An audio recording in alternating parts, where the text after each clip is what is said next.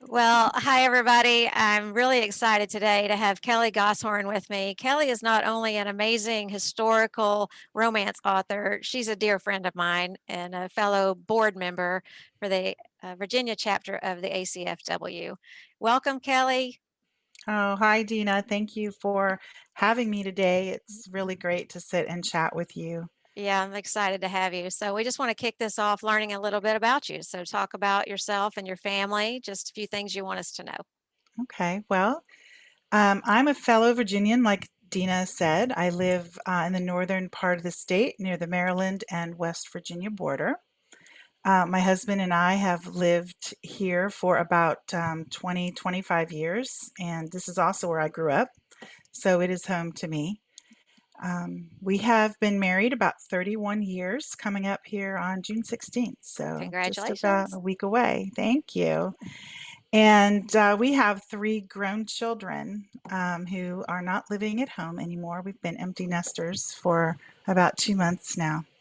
So we're still kind of getting used to that flow of life. But when we're not doing our day jobs and I'm not writing, my husband and I, we enjoy playing board games, which is something I think Yes, Dina we and her love that too. family enjoy doing. And I like to spoil my dog. I have You're, to admit, my dog is pretty spoiled, but he's such a cutie. It's so a corgi, right? yes, his name is Levi, and I'm surprised he's not in here. He's usually by my feet begging for treats. So Yeah. Well, let's talk a little bit about your writing. You write historical. So, what time period do you set your novels in? so far, everything has been the late 19th century. So 1860s Civil War era, 1870s. Um, I think I fell in love with that time period growing up watching Little House on the Prairie, Mm, like so many of us did. yes, one of my Um, favorites. right? And I used to, I mean, I would go to sleep with a little nightcap on my head. And when my mother wasn't looking, I'd sit on the back of the couch and pretend it was like the seat of the wagon. And then she'd yell, "Get off that sofa." And I'd have and my pretend would end. But yeah, I used to always play. I was always Laura, of course. And Yeah, so I was going to ask you what inspired you to write in that genre. Is that what it was? Little House on the Prairie? I think that was probably what inspired me to write history. I think that was probably my first exposure really to something historical. And I've always loved history. I mean, I'm just a big old history nerd loving kind of girl. Mhm. In high school, I was the one that would do all the worksheets and my friends would copy off me, and stuff, whatever, because nobody wanted to do it. They didn't like history, but I've always loved history. Mm. So I think that's probably what got my interest peaked. But we've always been a family that we go visit battlefields and museums and other historical places. Right. I come from a long line of storytellers. My maiden name is Christ, so the Christ side of my family will tell a good old yarn. As long as you're willing to sit, they will tell you a story. So I Yeah. So think I I've guess you always, you enjoy the research then of yeah, historicals. yes, I do. And my background actually is in social studies education. I have a bachelor's in social studies ed and a master's in history education. So I had to do a lot of research for writing papers in my history classes. Hmm. And I've always loved doing that, digging in, and I can go on some rabbit trails. And sometimes I find a neat little thing that's not even related to my story, and I'm like, oh, I've got to save that, and I got to use that somewhere, some story. Right. So you get other story ideas by researching the one that you're working on. Right, right, definitely. Yeah, I Well, let's do. talk a little bit about how you incorporate Christ and hope into your stories. But I love one of the things I love about Christian fiction is that we can find encouragement. We can find things that will challenge our faith in a positive way. I don't mean that negatively, but will challenge us to think about our own life and our own spiritual walk. So Mhm. my stories always have a strong spiritual arc for the characters. whether they start out as a strong Christian and something will challenge their faith and make them question something and have to dig into scripture to find the way that will point them back to Christ, or whether, in my most recent story, my hero is just a bad boy. Yeah, I just love my bad boy, but he really is a mess, and he has to kind of hit rock bottom before he, turns himself to Christ. So you'll always see a spiritual journey in my characters Well, that's one throughout thing the I love stories. about reading Christian fiction. I really enjoy the spiritual challenge, to Right. help me grow through the hmm story. I So, find there are stories that are written that maybe are a little bit lighter on that. And I think they have their place too. So I don't want to sound like I'm knocking those, but that's just, I think, important to me and will be intrinsic in the stories that I write. yeah, yeah, I just commented on a post on the avid readers of Christian fiction site about that very thing that, God has just blessed us with so many different authors who have different passions and what they write, deeper themes, and then the lighter themes that, make you laugh that a lot of Right, people, really enjoy and need. And we need all those genres, because for different seasons of life too. right. Yeah. Definitely. I So agree. are any of your stories based on personal experience or true events? Um, Definitely. I mean, from the historical perspective, I always try to include something in the timeline that is a true historical event, and that's what I'll build my the story's timeline around. And because I set my stories here locally, they're usually some historical event that happened in Loudoun County. But my first book, the only one I have published so far, A Love Restored, is based on my own life, my own courtship, if you will. I don't know if that was really the language in the 1980s, but I'm really dating myself here. Well, I'm right but there with you. So, yeah, it's based on my own romance with my husband and the things that brought us together, the things that tore us apart, and the way that God healed a relationship that I wasn't desiring or expecting to be restored. yeah, that's awesome. So we talked a little bit about research already, but how long do you spend on research for a particular book? You know, I probably shouldn't admit this out loud because I'm thinking of some historical authors that I know that, well, I mean, literally have binders of research before they start. And I don't. And I don't know if I don't go into that kind of detail. I don't know if that's because I write locally and I don't know what their backgrounds are, but I have a certain amount of background in taking lots and lots of history classes. So I have a certain foundation for the time period that I'm writing in. Um, I usually research as I go, which can run into some problems. But usually, so far, I've written in the same time era, 1860s, 1870s. So I have a pretty good handle on Mhm. the language and the customs and the dress and that kind of thing. But then when I run into something I'm not sure of, then I chase after reading it. But specifically, before I begin, I probably spend 3 or 4 hours reading about that true historical event that I want to capture in my story. So the story that I have just finished, that I'm hoping to find a contract on, begins in 1863 in Loudoun, and it ends in 1864 with what we call the burning raids, when Union troops came through the county and they burned crops, they burned barns, they seized livestock, and what they couldn't take, they slaughtered. I mean, it Mhm. truly was like 3 to 4 days of devastation in the county. And so that's the historical event that I read about in several different accounts. We have a great library here that will research things if I ask them about, can you find, something on this, a person maybe that's mentioned on a certain general, a certain event, and they will come back and point me to resources. So that helps save me a lot of time. And I like to buy my research books. I don't like to do online. I mean, I'll go and look up a thing, an expression or a dress, but if I'm researching, I like books that I can write in or flag so that I can go back to them over and over again. Right, right.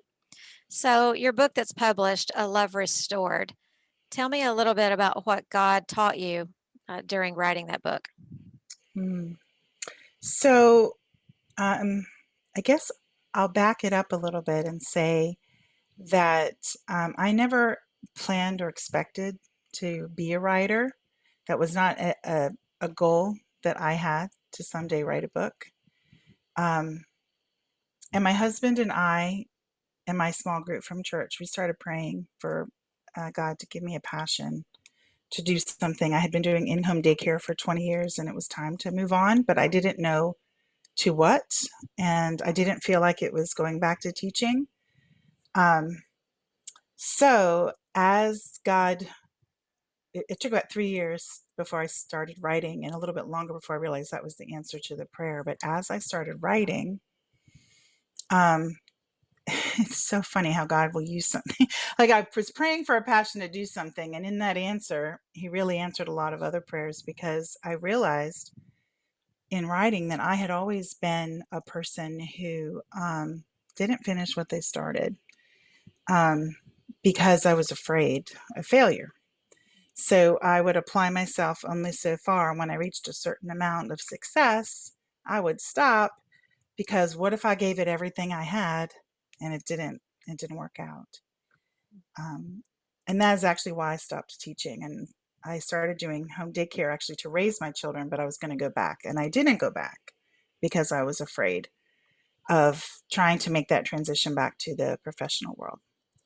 So God did a lot of working in me and dealing with fear and um, what it looks like to persevere um, and what it looks like to pursue a dream and a challenge and something that's beyond what you think you can do. Mm, And so I don't have any doubt that um, any any success that I've had in terms of getting a publishing contract or um, that the book was inspired by God and He used it to challenge me to trust in Him in a way I never did before, to get outside of myself and realize I can't. And the only way I'm going to be able to accomplish this is when I really let go. And it sounds so trite, but mm, just yeah, allow God to take over it. yeah, yeah. So you mentioned you didn't grow up with the writing on your mind to be a writer. What did you want to be as a child growing up? I wanted to be a teacher. Mm, And I played school like no other little girl played school. I mean, I had a grade book. I had a classroom in my basement with I had 10 students, I had 10 boxes, and I had a name card on each box. And I taught school, and I taught that class, and I disciplined them, and I graded their papers, and I made lesson plans when I was sitting around watching TV. I mean, I was all in. mhm, And I only taught actually 1 year. I taught 1 year before I wow, was married. I taught 10th grade world history, and I expected to keep doing that. I mean, that's all I wanted to do, and all I saw myself doing. And after my husband and I married, he was in the military, and he was stationed in California. And I went out there after the wedding, but we were expecting to be back on the East Coast a few months later. Um, he was supposed to be getting a medical discharge from the military. So we were married in June of 90. And in August of 1990, Saddam Hussein invaded the Gulf and no one could get out. So here I was in California with my suitcase, some books to read, some cross stitch. I was having an extended honeymoon. mm, And then we found out we weren't getting out of the military. And then it took a little while to find out where he was going to be reassigned because his replacement had already come. And we ended up staying right there at that same base, but I didn't have a California teaching license, and um, I wasn't really prepared at that time. I was pretty young. I was intimidated by Actually, not, I didn't know Spanish, and there was a lot of Spanish speaking kids in the schools, and that intimidated me that I wouldn't be able to communicate with the children well. Um, so I back, it was fear, but I just backed away from all of that, made a lot of excuses, and took a job, actually at a publishing company, but in the art department. I was an assistant to the director of the art department for it was a textbook, a bilingual textbook. So I helped them find the artwork for the book and paperwork and things like that. Nothing very exciting, but Yeah. you know, So you can look back and see some steps along the journey to get you where you are today.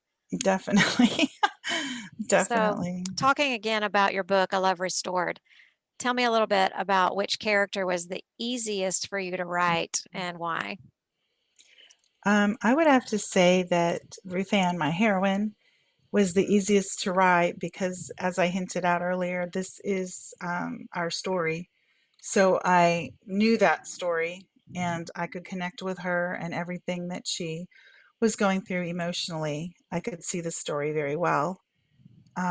The biggest challenge was taking something that happened in the late 1980s and setting it in the 1870s. Right. Um, but she was probably the easiest character for me to connect with.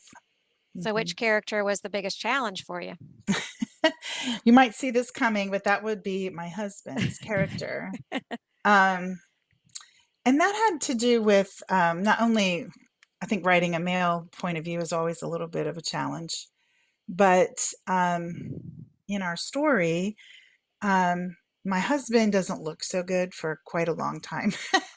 And that was, it was his idea to write our story. And that's exactly what I had said to him. You know, you don't look so good in that story for a long time. And he said, yeah, but you know, it's a good story and it needs to be told. And he's like, well, it turned out all right. And I'd have to agree 31 years later that it did. But I think the biggest challenge really was writing him in a way that readers would um, like him and root for him while he's trying to figure out his own mess, you Mhm. know, and not, and people knowing that it's a true story. I I never wanted people to look at my husband and um, get him stuck in that place because he's not in that. You know what I mean? He's not. Mhm. He doesn't have those issues. I'm trying not to give away too much of the story for anyone who hasn't read it yet. Right. But you know, I think that was a big concern for me was to write him in a way that was realistic, but also that people would like him and be rooting for him and not look at my husband in a negative way. Right. Gotcha. So, was there a scene that was really difficult for you to write? Mm. I think the scene or scenes immediately following the couple is together and in the story, and then I totally blow up their world. Um, and that was really hard because the issues that pulled my husband and I apart, the same ones that I give my characters, reliving all of that was very emotional. And my husband read the book.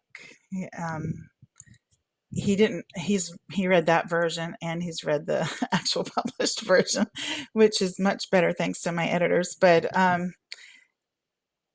he, I think it evoked all of that in him as well. Mhm. And it, you know, and he was apologizing again for hurting me, even though that's way behind us and forgiven. So I think um, when you write and you connect, even if it's not your own personal story, you draw on your life experiences, and it can be very um, emotional for you. It can be exhausting, Mhm. um, and bring up things that might not be like, again, like the direct exact same situation, but it can bring up other painful things that you're trying to connect with the Right. what your characters are going through. Yeah. So, what's the main theme that you hope readers will take away from A Love Restored?